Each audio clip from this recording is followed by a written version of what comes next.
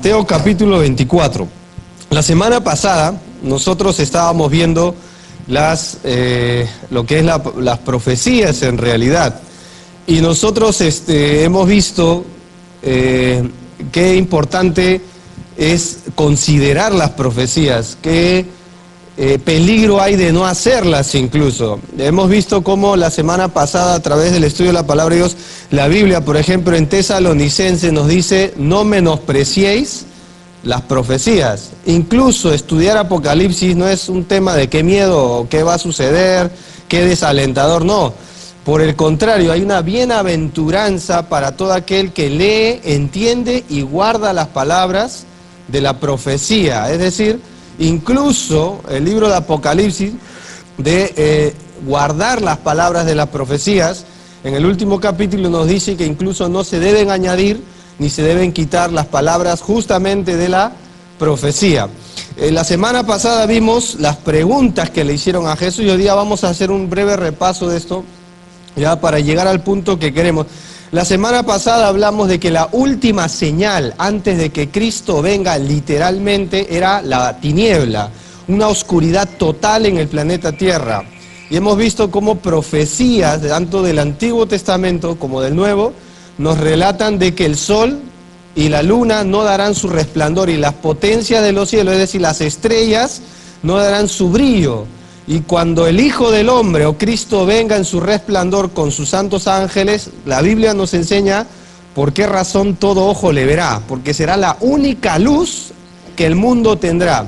Hemos estudiado en Apocalipsis cómo incluso cuando el Hijo de Dios venga, dirán los hombres a los montes: caed sobre nosotros, cómo se van a esconder en las cuevas por el reflejo de la gloria de Cristo cuando venga. Será la única luz natural.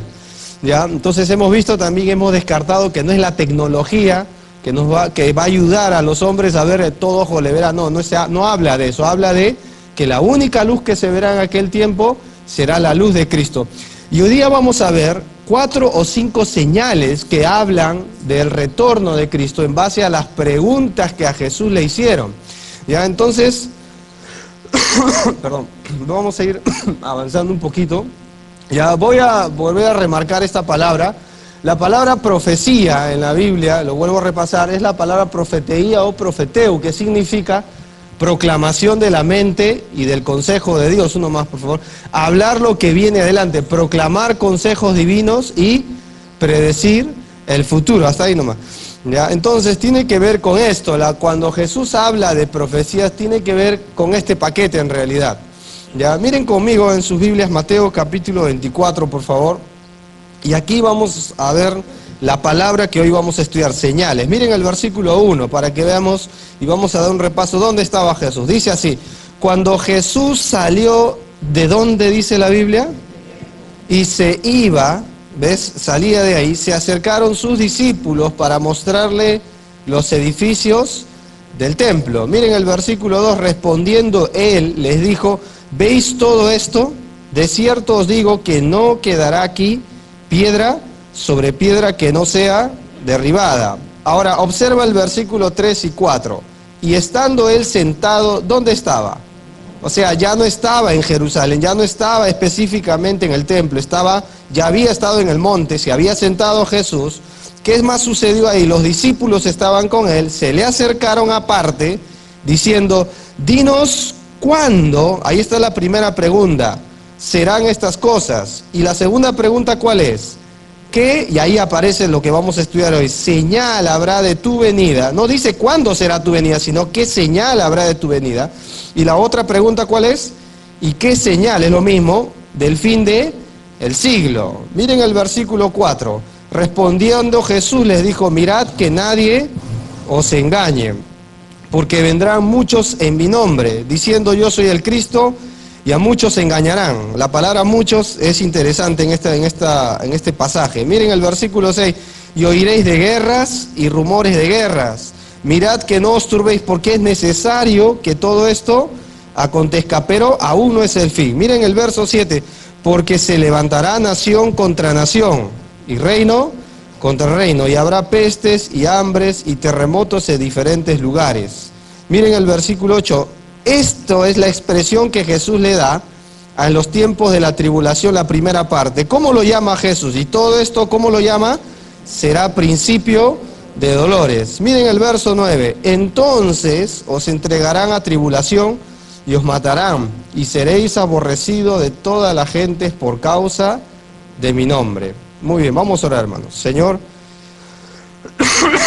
en esta mañana queremos darte gracias porque la verdad es un deleite estudiar las profecías, porque nos enseñan que nuestra redención está cerca, porque nos hacen ver, Señor, y nos aseguran que tú volverás.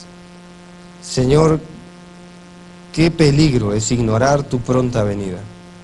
Líbranos de ser indolentes y de quitar nuestra mirada hacia lo eterno. Ayúdanos a vivir esta vida, Señor, observando que tu venida está mucho, mucho más cerca que hace muchos años. Y ayúdanos a estar preparados, ayúdanos a velar, para que cuando tú vengas, tu palabra dice, tengamos confianza y no nos alejemos avergonzados. Queremos ser hallados bienaventurados cuando tú vengas. Queremos ser felices, queremos ser animados, no amonestados en tu venida. Te lo pedimos, Señor, en el nombre de Jesús. Amén. Bien, hermanos, ¿ya? Hay 3 preguntas que le hacen a Jesús. Hemos visto que la primera es la que Jesús responde rápidamente. Y nosotros hemos visto la semana pasada, adelante, es acerca del templo. Esas son las 3 preguntas. Y ellos estaban en el templo. En el libro de Lucas se nos dice por qué los discípulos, ellos estaban admirados del templo. Nosotros vimos que el templo fue una construcción de aquellos tiempos enigmática, digámoslo así. Ya, tenían placas relucientes. La Biblia nos enseña en el libro de Lucas 21 que tenía, ya brillaba el templo de lejos. Se habían puesto de tal forma placas de oro de que cuando el sol amaneciera pudiera reflejar a kilómetros de distancia la hermosura del templo. Y entonces en aquellos tiempos, en los tiempos de Jesús, humanamente era ya inconcebible que el templo que fue y duró 50 años en construir sea derribado. Pero Jesús responde rápidamente esta pregunta, o más, esta es la primera señal, y en el año 70 después de Cristo, literalmente esto se cumplió. Y Jesús enseña en el libro de Juan, mirad que os he dicho antes para que cuando esto suceda, creáis, dice la Biblia.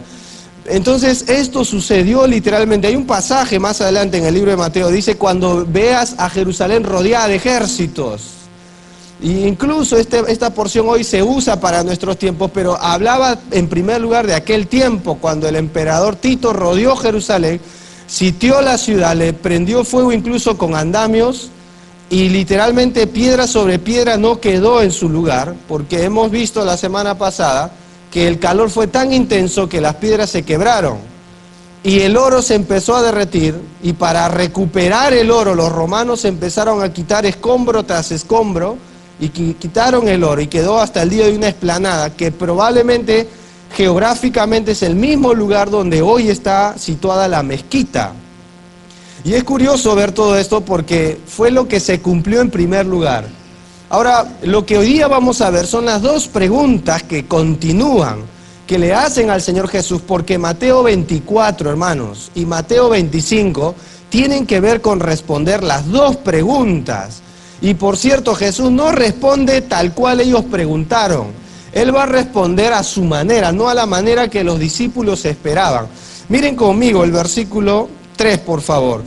¿Ya? Ellos hicieron lo que tú y yo hubiéramos hecho en aquel tiempo. Y él estando sentado en el monte de los olivos, los discípulos se acercaron aparte diciendo, dinos, ¿cuándo serán estas cosas?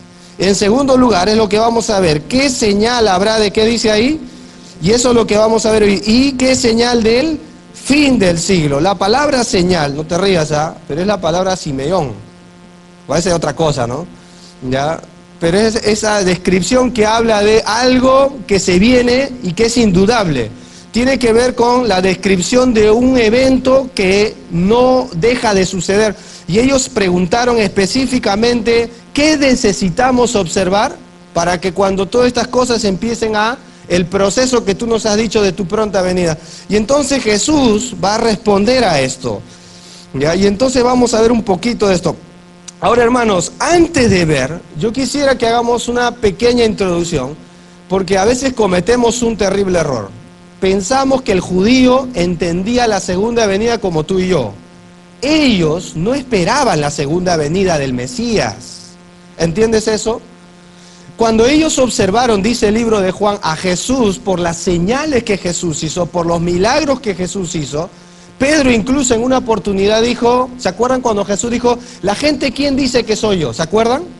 Y entonces Jesús, al preguntarles, escuchó de los discípulos, algunos dicen Juan el Bautista, otros un profeta, ¿no? Otros Elías.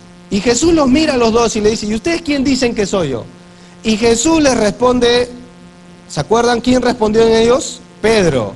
Se apresuró, se precipitó y en iluminación del Espíritu Santo, por revelación del Padre, vemos que él dijo, tú eres el Cristo, el Hijo del Dios viviente. ¿A quién iremos? Incluso dice él, tú tienes palabras de vida eterna. Ellos identificaron a Jesús, el Dios encarnado, como la persona del Mesías. Pero en los profetas del Antiguo Testamento había un problema, ellos nunca hablaron de la iglesia. No se hace mención de la iglesia en el Antiguo Testamento. Ellos solo veían a un Mesías gobernante, a uno que vendría con vara de hierro, alguien que vendría y los libertaría de la opresión romana. ¿Cómo sabemos nosotros que el judío no entendía la segunda venida como tú y yo la entendemos hoy? Porque hay pasajes que nos describen. Sin perder Mateo, observen Lucas 24. ¿Ya? Es lo que citamos también algo de la semana pasada, pero esto es algo interesante.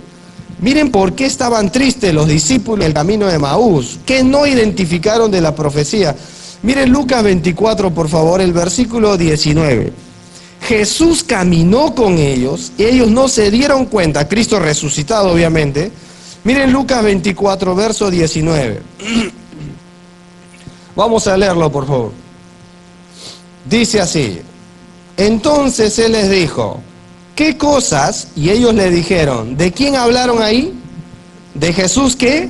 Nazareno. Observa la descripción que ellos dan de Jesús, que fue varón, ¿qué? Observa lo que dicen. ¿A qué más dijeron ellos? Poderoso en obra y en qué más? Delante de Dios y de todo el pueblo. Ahora mira el 20. ¿Y cómo le entregaron los principales sacerdotes a nuestros? Y a sentencia de muerte y le crucificaron. Ahora, mira lo que ellos como judíos esperaban, versículo 21. Pero nosotros, ¿qué dice ahí? Que Él era el que había, ahí marque esa palabra, de redimir a quién. Y ahora en adelante, además de todo esto, hoy ya es el tercer día que esto ha ¿qué? Acontecido. Observa lo que ellos esperaban. ¿Qué esperaban de Jesús ellos? Que Él era el que los iba a venir a salvar desde el pecado, dice así. No, ellos esperaban de Jesús que iba a redimir a su nación. Las expectativas de los discípulos no era una salvación eterna. Como judíos ellos esperaban razones políticas, razones patriotas, para que me entiendan. Ellos esperaban que Cristo vendría y los libraría del yugo romano, porque los romanos estaban sobre ellos. Ellos tanto esperaron que Cristo estuviera ahí que cuando le vieron colgado en un madero dijeron, creo que este no es. ¿Y cómo sabemos eso? Porque antes de que Jesús ascienda a los cielos, ¿saben que le volvieron a hacer una pregunta que ellos esperaban? Miren Hechos capítulo 1, para que vean. Ellos le hacen una pregunta y que no tiene nada que ver con la iglesia. Hechos capítulo 1, por favor. Tenemos que entender la mente del judío en primer lugar. Hechos capítulo 1. Miren conmigo el versículo 4. Jesús estaba con ellos. Esto es antes de la ascensión, antes que Cristo desapareciera de la vista de ellos. Hechos capítulo 1, versículo 4. Vamos a leerlo todos. Dice así: y estando juntos los discípulos, les mandó que no se fueran de Jerusalén, sino que esperasen la promesa del Padre, la cual les dijo, oísteis de mí. Ahora miren el versículo 6. Entonces los que se habían reunido, ¿qué hicieron? Diciendo, Señor, ¿vendrás a salvar al mundo? Así dice. No, ¿cuál es la pregunta que le hacen? ¿Restaurarás el reino de Israel en este tiempo? ¿Cuál era el interés de los discípulos? El reino. ¿Se han dado cuenta de esto? No era que miraron a un Cristo Salvador del mundo, no entendieron hasta que vino el Espíritu Santo y fueron testigos a Jerusalén, Judea, Samaria. Versículos posteriores dicen eso, y hasta lo último de la tierra. Pero el judío, ¿a qué esperaba? Que el Mesías viniera y les restaurara, Jesús viniera y pusiera el reino de los cielos que él tanto habló y lo pusiera en la tierra. Israel que posea la heredad, el hecho de ser una nación libre. Ellos esperaban esto. Por eso cuando Cristo fue crucificado, dice la Biblia, las ovejas se dispersaron. Era una profecía, entendiendo de que ellos se habían desanimado mirando al Mesías y los planes interrumpidos por su muerte. Lamentablemente, hermanos, hasta el día de hoy, ellos no son un pueblo libre. Adelántalo uno más, por favor. Este es el himno nacional, este es la Tikva, el himno nacional. Esta es una sola estrofa, porque solo el himno nacional de Israel tiene esta estrofa. Mientras en el corazón de un alma judía anhela, y hacia adelante, hacia el este, para Sión, el ojo ve nuestra esperanza, no se pierde, dice. ¿Cuál es su esperanza? La esperanza de 2000 años, para ser un pueblo libre. ¿En dónde dice ahí? Nosotros cantamos somos libres, ellos no lo pueden hacer. ¿Entienden eso? Hasta el día de hoy esperan a un Mesías que los va a libertar del yugo opresor de las naciones que están sobre ellos. Hoy específicamente, ustedes saben quiénes son, los musulmanes. Y cuando hablo de musulmanes, hablo de muchas naciones que están sobre Israel hoy. Incluso hacen su vida y su negocio encima. Y tú ves las noticias hoy. No hay paz. La Franja de Gaza es un punto neurálgico en el mundo entero, el punto bélico, creo, de estos tiempos, ¿verdad? Más allá de Ucrania y todo lo que se ve en los demás países, ellos hasta el día de hoy esperan la paz y una libertad genuina, ¿ya? Y esta era la mente del judío, y la pregunta que le hacen acá es, ¿ya lo vas a hacer? Cuando miraron a Jesús, dijo, Señor, antes que te vayas, ¿ya vas a traer el reino? Ellos esperaban esto, y claro, Cristo los decepcionó en ese sentido. Por eso que el judío no podía entender la salvación, no quería reconocer a Cristo en su sufrimiento. Quería un Cristo gobernante, pero alguien que padezca, esto no era algo que podían concebir. Mentalmente era algo que no podían aceptar. Volvamos a Mateo, por favor. Ahora con esto en mente, vamos a entender Mateo 24. Y vamos a responder las dos preguntas. ¿Qué señal habrá de tu venida y del fin del siglo? Vuelve a leer, por favor, el versículo 3. La parte posterior, la parte B, como la decimos. Observa el versículo 3 de Mateo 24. La primera pregunta es, ¿cuándo? ¿Qué dice ahí? ¿Serán estas cosas? La segunda, la cual vamos a introducir ahora. ¿Qué señal habrá de qué?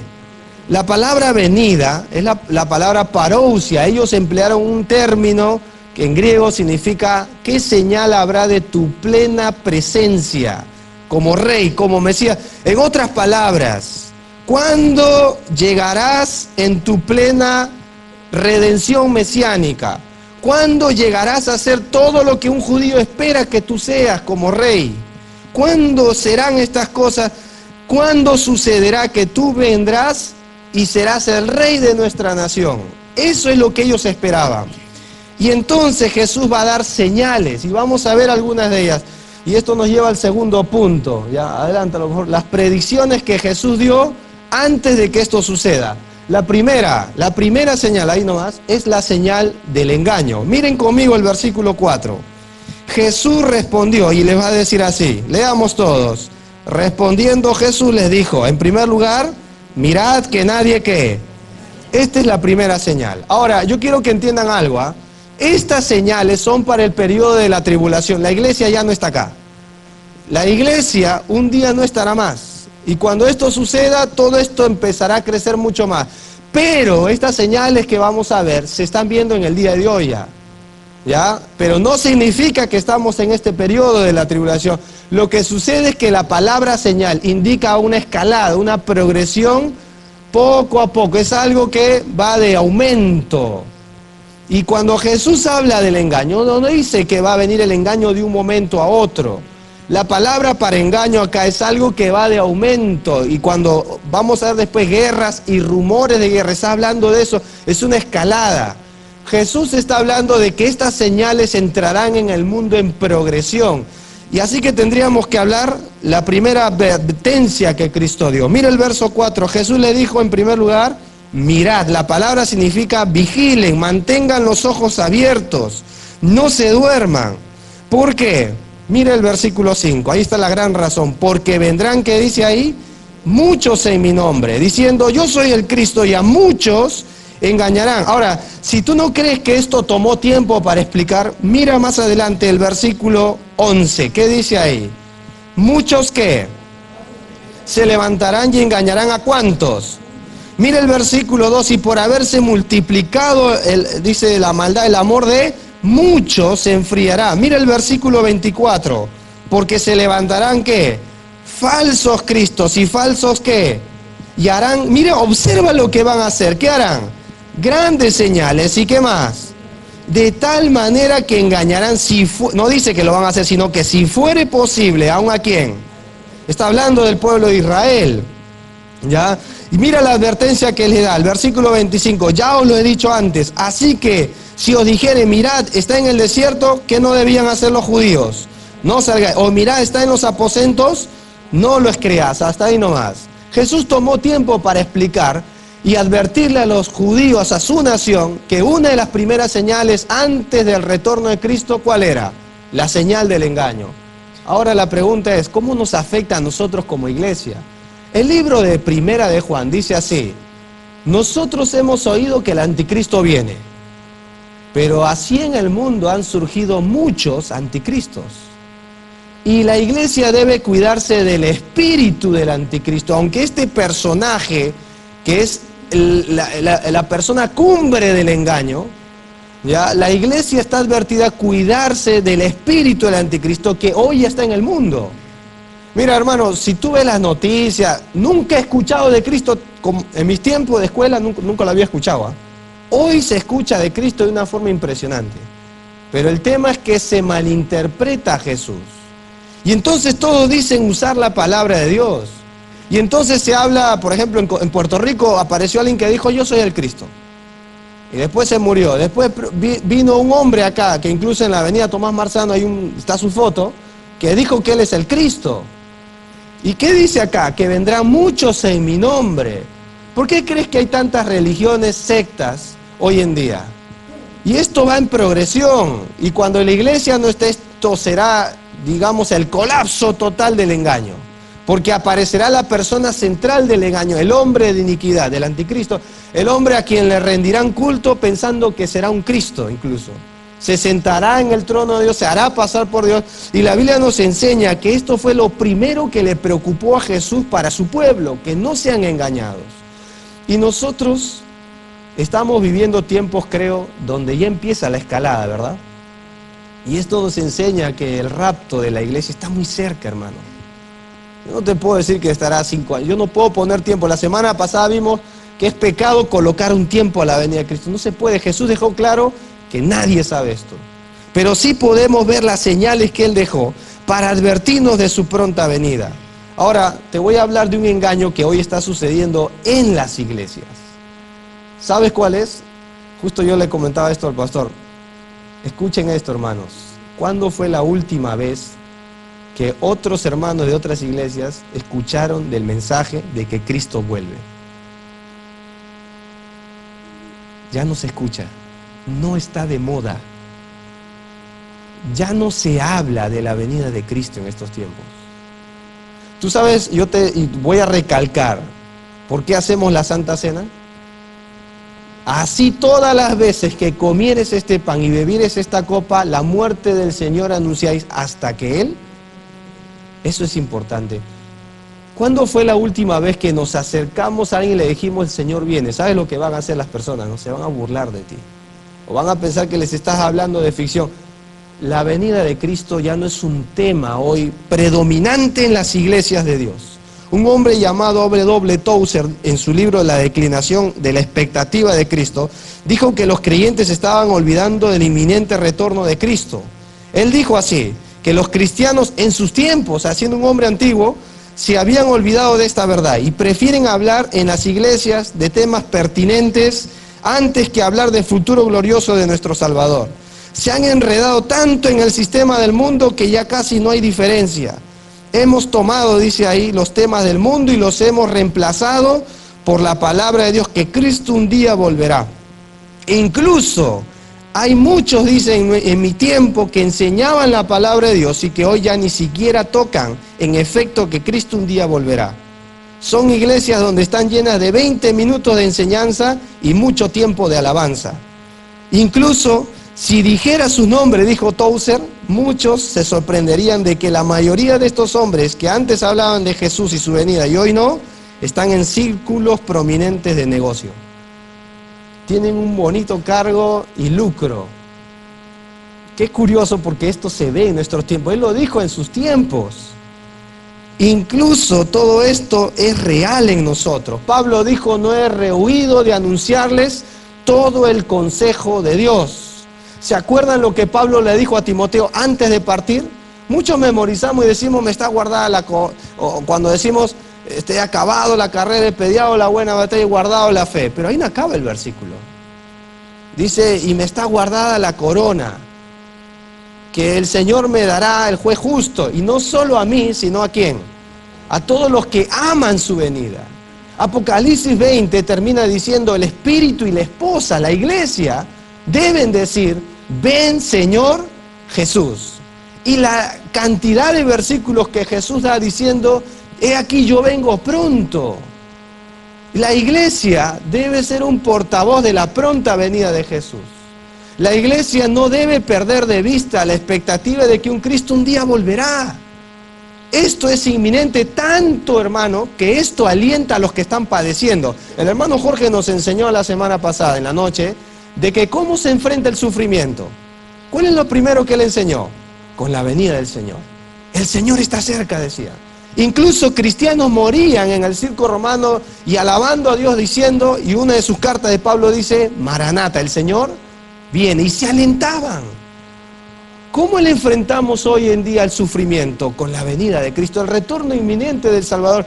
Pero hoy se ha quitado esto. Te voy a dar algunas cosas y te voy a decir por qué en lo personal no creo que se deba hacer esto. ¿Sabía usted que tanto el Antiguo como el Nuevo Testamento están repletos de la promesa de la segunda venida de Cristo? Es más, en el Antiguo Testamento hay 1845 referencias. 17 libros del Antiguo Testamento dan prominencia a la segunda venida del Mesías. Y en el Nuevo Testamento, de un total de 216 capítulos del Nuevo Testamento, de las 318 referencias a la segunda venida, o sea, 23 de los 27 libros del Nuevo Testamento hablan de la segunda venida. Solo hay algunos libros, o 3 para ser más específicos, que no hablan de eso, y son cartas personales. Una es Gálatas. Gálatas no te habla de eso. Otra parece que es Filemón, pero el resto te hablan toditas de la venida de Cristo. Ahora la pregunta con todo esto: entonces, ¿de dónde las personas dicen que esto no es importante hoy? ¿Entiendes el engaño que hay hoy en las iglesias? Y entonces, así que, hermanos, yo, Brian, el que estoy hablando ahora, ¿cómo puedo ignorar esta verdad? Si está repleta de la Escritura, tiene un vasto número de versículos que nos hablan de esto. Pero hoy en día, nuestra mente ya no está en lo que va a venir un día. Está mucho en lo temporal. ¿Te acuerdas cuando Pablo dijo: no mirando las cosas que se ven? A eso se refería. Sino a las que no se ven. Esas tienen peso eterno, la pronta venida del Señor. Y un día el Señor volverá. Debemos escuchar las voces de lo cultural hoy en día. Esa voz que dice: consérvate en el camino, hermano. No te metas en nada controversial. Habla de cómo edificar familias fuertes, de cómo hacer crecer iglesias grandes. Motiva a las personas de tal manera que se sientan bien y vuelvan a regresar a la iglesia. Escuchen esto, hermanos. Pecaría si no hablaría de que Cristo vendría. Y ay de mí. No podemos hacer eso. Tenemos que hablar que el Señor viene. Y si tú eres consciente de esto, escuchen esto, nuestros problemas con personas serían resueltos de una forma inmediata. Por eso Jesús dijo que su venida sería como ladrón en la noche. ¿Saben por qué, no?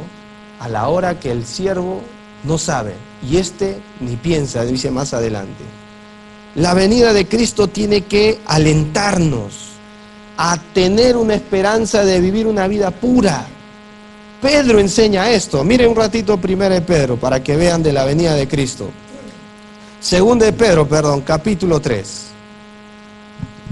2 de Pedro, capítulo 3.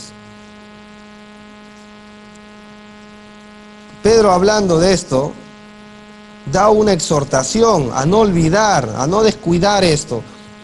Miren el versículo 3.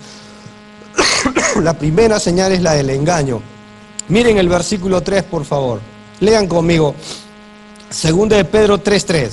Sabiendo primero esto, que en los postreros días, ¿qué sucederá, hermanos? Andando según sus propias concupiscencias. Está hablando de los engañadores. ¿Qué van a decir ellos? Miren el versículo 4, diciendo, ¿dónde está la promesa de qué? O sea, de su venida. Porque desde el día en que los padres durmieron, todas las cosas permanecen así como desde el principio de la creación. Mira el versículo 5, ¿qué más ignoran ellos? Estos ignoran por casualidad, dice así, voluntariamente, que en el tiempo antiguo fueron hechos por la palabra de Dios los cielos y también la tierra, que proviene del agua y por el agua. O sea, voluntariamente ignoran la venida de Cristo. Miren el versículo 8, mas, oh amados, no ignoréis esto. Hermanos, pero han pasado más de 2000 años. Pero miren lo que dice ahí, que para el Señor un día es como 1000 años, y 1000 años, ¿cuántos años van desde que Cristo? 2000, o sea, ¿cuántos días? Así que Dios no está apurado. ¿Por qué? ¿Por qué no está apurado? Porque aquí le da la razón. Miren el versículo 9. El Señor no retarda su promesa, según algunos la tienen por tardanza, sino que es que paciente para con nosotros, no queriendo que ninguno perezca, sino que todos procedan a ¿qué? Pero, ahí está la clave, el día del Señor de repente vendrá. Vendrá como ladrón en la noche. Mira el versículo 11. Puesto que todas estas cosas han de ser desechas. Observa este versículo. ¿Cómo no debéis vosotros andar en santa y piadosa manera de vivir? ¿Te entiendes esto? ¿Entendemos cuál debe ser nuestra expectativa, hermanos? Y nuestra postura como creyentes. La primera señal es la del engaño. Volvamos a Mateo capítulo 24. La primera señal que aparece aquí es la del engaño. La segunda señal, adelántalo por favor, guerras y rumores de guerras. Miren conmigo el versículo 6, por favor. 24:6, lo leemos todos. Y oiréis de qué dice ahí, y rumores, mirad que no os turbéis, porque es necesario, observa esto, que todo esto, pero aún que, miran la primera parte del versículo 7, porque se levantará nación contra nación y reino contra reino. Ahora, yo te dije que esto era progresivo, ¿eh? No es de un momento a otro. Ahora, yo estuve buscando un poquito de información, porque este tiempo cada vez se hace más intenso en cuanto a esto. Toda la guerra explotará en el periodo de la tribulación. Si no me crees, lee Apocalipsis 6 al 18 y todo es guerras. Y no es una guerra algo liviana, son guerras donde se quitan vidas. Hasta la tercera parte de la tierra de seres humanos van a morir. Imagínate la cantidad de sangre que va a haber. Ya, todo esto habla de guerra donde las vidas son cegadas. Ahora, en el pasado las guerras se hacían con flechas, ya, con espadas, con arcos, pero incluso se dice que la Primera y Segunda Guerra Mundial se dicen que fueron con armas convencionales. Pero si yo te hablara de Nagasaki, Hiroshima, eran guerras nucleares.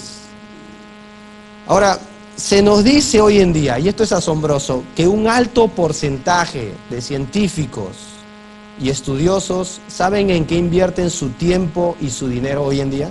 Saben en el mundo en qué, o sea, se ha ubicado en que el mundo genera ingresos y gasta dinero, pero tú sabes en qué más se gasta en primer lugar, en fabricar armas de guerra. Y quiero hacerles una pregunta, ¿tú te comprarías una zapatilla si nunca la vas a usar? Es incoherente. ¿Tú por qué crees que se están fabricando armas nucleares, armas de guerra? ¿Saben por qué, no? Porque un día se van a usar. Un día la van a usar. Es curioso que la mayoría de científicos invierte en esto grandes cantidades de dinero. Es curioso ver todo esto. Y tú dices, ¿pero para qué? ¿Para qué el día? Querrán hacer guerra al Cordero, dice. Qué necedad del hombre, llegar al punto de hacerle guerra a su Creador. Pero esto sucederá porque la Biblia nos dice que la guerra es un negocio, es una industria hoy en día. Es curioso ver que todo esto que ha sucedido en la Franja de Gaza, y uno dice que Israel estaba tan bien armado. ¿De dónde sacaron esas armas? Los palestinos estaban tan bien armados. ¿Y de dónde sacaron esas armas? Hay tanta hambre en el mundo, tanta necesidad caótica en nuestra tierra, pero lo primero que se invierten es fabricar en armas de guerra. Y no estamos hablando de simple pistola, hasta los satélites se nos dice hoy que están diseñados para atacar ciertas partes del mundo. Y uno se pregunta, ¿y todo esto por qué? Porque Jesús lo dijo, iréis de guerras y rumores de guerras.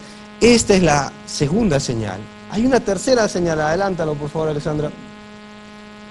Ya, esto es más o menos algunas fotos que saqué de este tiempo, ya, de lo que está sucediendo. Hay una tercera señal, las devastaciones, ahí nomás. Ya, adelántalo uno más. Ya. El hambre. Miren conmigo el versículo 7, la segunda parte. ¿Qué dice ahí? Y habrá pestes, ¿y qué más? Hambres. ¿Qué más dice ahí? Hambre. Mira, hay algo que a mí me llamó mucho la atención. ¿Tú sabías que las organizaciones de caridad han crecido en aumento como ningún otros años? Hay organizaciones de caridad para todo, para todo. Y uno se pregunta, ¿por qué? Por la cantidad de hambre que está habiendo en nuestro planeta. Parece ser que el alimento ya no es suficiente. Mira qué más dice el versículo 7. ¿Habrá qué dice ahí? Pestes. Mira más adelante qué dice ahí, hambres. ¿Y qué más? ¿Cómo termina el versículo 7? Terremotos en diferentes. Ahora, ¿sabía usted que entre 1990 y 1960 hubieron 48 terremotos que sacudieron al mundo entero? Entre 1970 y el 89, 33 serios terremotos que estremecieron grandes partes del mundo. Pero lo que más me llamó la atención, en que solo 1990, los 6 primeros meses, hubieron 10 terremotos y mataron a más de 100.000 personas. Esa escalada otra vez va de aumento en aumento, aumento en aumento. Es impresionante. La frecuencia está aumentando. Y esto es muy conocido de nuestro país vecino, ¿no? Está bien, dicen algunos. Pero bueno, miren otra vez el versículo 7. Habrá, que dice ahí, pestes. Adelántalo uno más, Alexandra, por favor. ¿Y qué de hablar de las pestes? Claro, nuestra traducción sería enfermedades. Ahora, observen esto. Enfermedades que no pueden ser controladas por el ser humano. A eso se refiere. ¿Sabía usted que la polio, que se pensó que en un tiempo se erradicó con la vacuna SAL, ha vuelto a rebrotar? Es curioso, ¿eh? ¿Sabía usted que la tuberculosis, que se pensó que se había eliminado, va de aumento en cifras en nuestros días? La penicilina y otros antibióticos que se pensó o solían ser tan efectivos hoy para controlar estas enfermedades se han vuelto cada vez más impotentes en nuestros tiempos. Un médico llamado John Sisson dijo esto, que uno de los, por favor no se asusten, pero uno de los factores principales que contribuyen al contagio de enfermedades en un mundo global son los viajes por avión. ¿Sabían eso? Es más, ustedes saben lo que pasó con esta famosa enfermedad del ébola, ¿no? ¿Saben lo que hicieron? Cerraron las líneas aéreas. Porque antes, o se dice que los aviones, los vuelos, ya convierten a las epidemias, es decir, los lugares aislados, en pandemias, y las enfermedades viajan en primera clase en avión hoy. De verdad. Y esto es el sistema de la globalización. Y claro, mira, en el aeropuerto nomás cuando hubo esto de la gripe porcina, todo el mundo con su máscara. ¿Y saben por qué, no? Porque van, vienen. Y hay muchas enfermedades incluso que están llegando al Perú por el aeropuerto. ¿La globalización te suena algo familiar hoy en día? ¿Qué hablar de el SIDA? Que se piensa que es la peor de todas. Ya ha matado a 152.000 solo en Estados Unidos. Ese es un cálculo. el 12% en Tailandia, los reclusos de las Fuerzas Armadas tienen el virus VIH. En Uganda, por estas estadísticas de misioneros, casi el 50% de personas están contraídas con este virus. Tanto que se les ha dicho a los cristianos evangélicos y a los pastores, vayan preparando sus prédicas para tantos funerales que van a haber. Curioso esto, ¿no? La Biblia nos dice que conforme se acerca el Señor Jesús, uno puede esperar una progresión en aumento. Así que hemos visto el engaño, las devastaciones, las guerras, pestes, hambres, pero hay una última señal, o una señal que tenemos que terminar de ver. Mira el versículo 8. Y todo esto, ¿qué dice ahí? Principio de la hora. Ahora, mira esta otra señal que es impactante. Entonces os entregarán ¿a dónde? Y os matarán y seréis aborrecidos de todas las gentes por causa ¿de quién? Esta es una de las señales últimas que Jesús dio. Esta es la señal de la tribulación. La gente será entregada a la tribulación. Ahora, ¿a qué se refiere esto? Mira, la verdad, hermanos, que en el primer siglo de la historia de la iglesia, muchos mártires fueron atormentados. ¿Se acuerdan del apóstol Pablo? Fue muerto por causa del nombre de Cristo. Hombres posteriores a Pablo, como Juan Hus, John Whitfield, John Wesley, hombres que fueron torturados por causa de la causa de Cristo. Pero cuando venga la tribulación un día esto será peor. La Biblia dice que el anticristo le hará guerra a los santos y los matará. Literalmente les dará muerte. Dice Apocalipsis que esto sucederá. Y esto será para testimonio al mundo. Y Jesús dijo que es necesario que todo esto aconteciera para que se demande la sangre desde Abel hasta los profetas. Y Dios un día traerá su ira. En la Biblia, cuando Dios habla de la ira, habla del juicio de Dios por haber derramado sangre de mártires, de santos. Tanto que simbólicamente Juan habla de que estos mártires clamarán desde el altar y dirán: Señor, ¿cuándo? ¿Hasta cuándo? ¿Cuándo hará justicia y venganza de nuestra sangre? Y Dios lo va a hacer un día. Porque derramaron sangre de gente inocente, gente que se jugó la vida, el pellejo, digámoslo así, por el Señor Jesús. Ahora, la pregunta es, si todo esto es verdad, ¿dónde encontrar en la Biblia otro pasaje que hable de esto? Estas 4 o 5 señales que Jesús dio, tiene que haber otro pasaje. Hermanos, lo que te voy a enseñar ahorita es la precisión de Jesús. Ya, no pierdan Mateo 24 y vamos a compararlo, pon una línea ahí, con Apocalipsis 6. Observa el orden de la secuencia. Ya, adelántalo uno, quiero que vean esta imagen. Apocalipsis 6, Juan tiene una visión. Ya, él tiene forma simbólica, ya, visiones del libro de Apocalipsis, todo lo que vendrá en el tiempo futuro. Si Jesús falló en esto, vamos a ver si Apocalipsis lo corrobora o lo contradice. ¿Ya? Bien, aquí habla de 7 señales. El apóstol Juan vio 7 señales y lo compara así un ratito para que entiendas Apocalipsis 6. Lee conmigo Apocalipsis 5, la visión que él tuvo. Mira el versículo 1 de Apocalipsis 5. ¿Qué dice ahí? Y vi en la mano derecha del que estaba sentado en el trono, ¿qué tenía? Por dentro, sellado con ¿cuántos sellos? Bien, ahí nomás. A ver, te lo voy a explicar. ¿Ves este rollo que está acá? Este es el libro que Juan vio.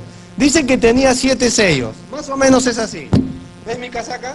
Si yo la cierro y la botono, suponte que tenga 7 botones. Si yo desabotono uno, puedes ver algo. Si desabotono otro, puedes ver más y más y más. No, mi camisa, no otra cosa, ¿no? ¿Ya? Y así vas desabotonando y vas viendo más y más. ¿Qué pasa, pues? Ya, estoy casado, por si acaso, ¿no? Bandidos son, ¿no? Juan, cuando tiene la revelación de los sellos, se abre un sello y se ve algo. Se abre otro sello y se ve algo más, y más, y más, y más. Son 7 sellos, son 7 señales que me gustaría que las comparemos con el libro de Mateo. Las primeras 4 sellos es lo que vamos a ver. Juan lo describe como los 4 jinetes del Apocalipsis. ¿Y tú sabes a qué se refiere eso? Es exactamente lo que dice Mateo, y lo que dijo Jesús es tan preciso. Observa conmigo, capítulo 6, versículo 1. Cuando el Cordero abrió uno de los sellos, observa, oí uno de los 4 seres vivientes decir como voz de trueno, ven y mira. Mira el versículo 2, en qué consiste la primera señal. Y miré, y he aquí un caballo que, y el que lo montaba tenía un arco, y le fue dada una corona, y salió venciendo y para... Muy bien, muchos dirán, este es Jesús. Este que está, sabemos que Jesús vendrá en un caballo blanco, pero este es el anticristo. ¿Cuál fue la primera señal de Mateo? Cuídense, mirad que nadie os... ¿Saben cuál es la primera señal en Apocalipsis? El engaño.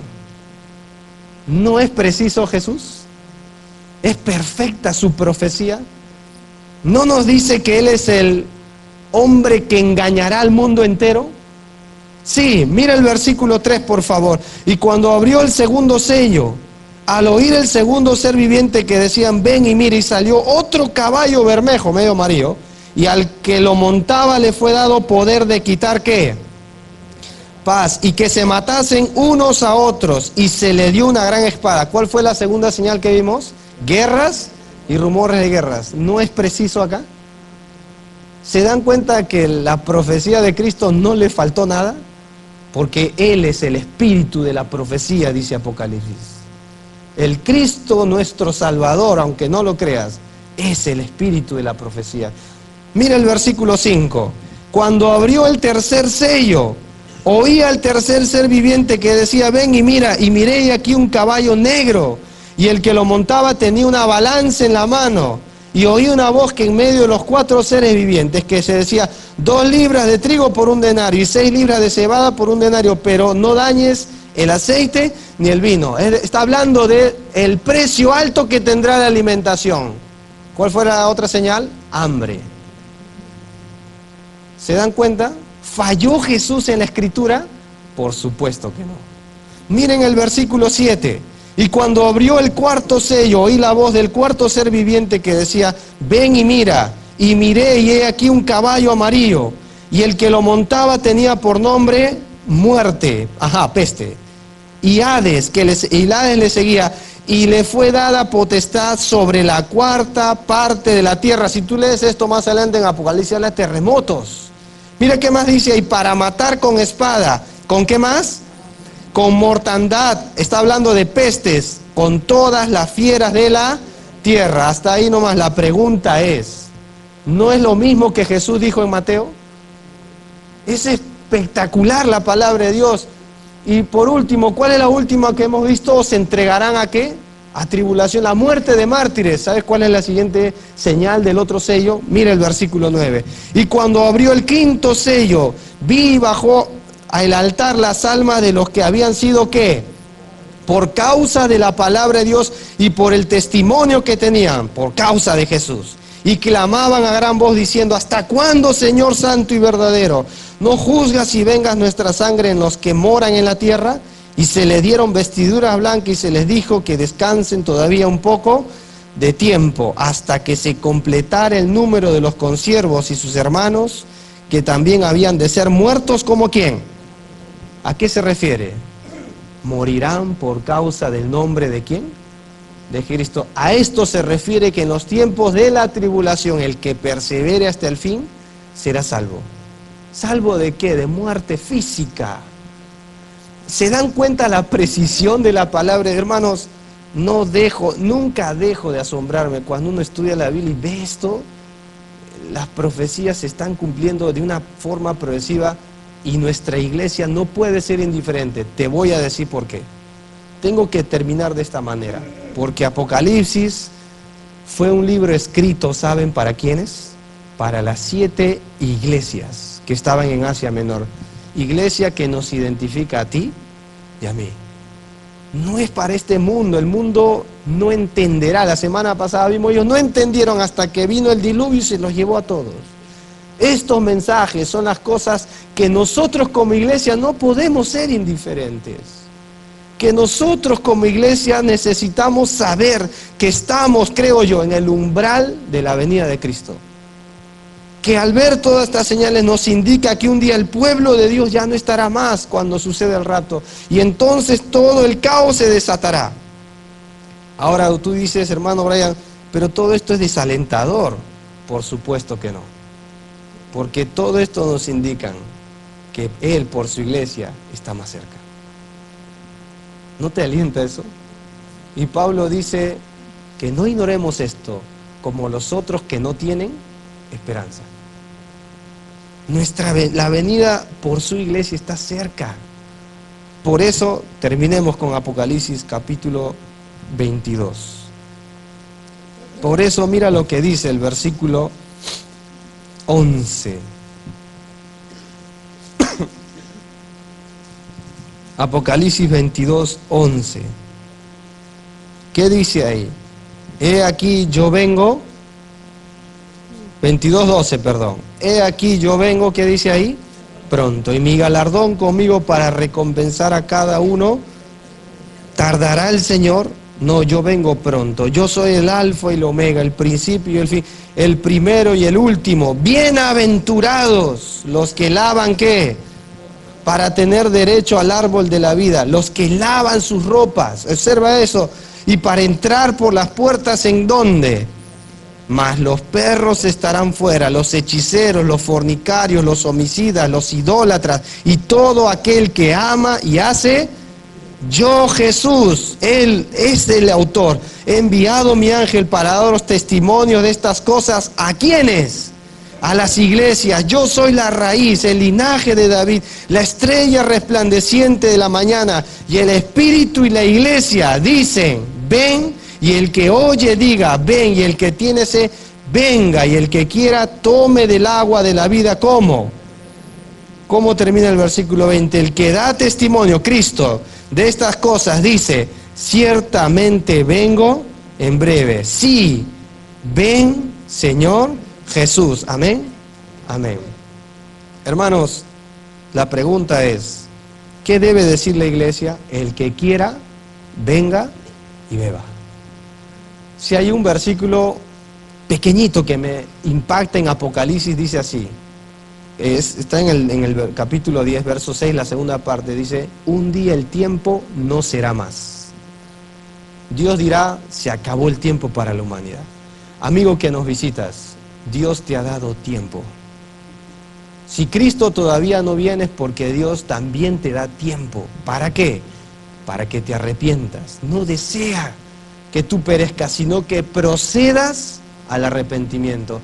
¿Cómo lo haces? Ven a Cristo en esta mañana. Aquí lo dice, bienaventurados los que lavan su ropa. Está hablando de aquellos que lavan su vida en la sangre del Cordero, de todos sus pecados, porque solo el Cordero de Dios, el Hijo de Dios, puede lavar los pecados, la inmundicia de nuestra maldad.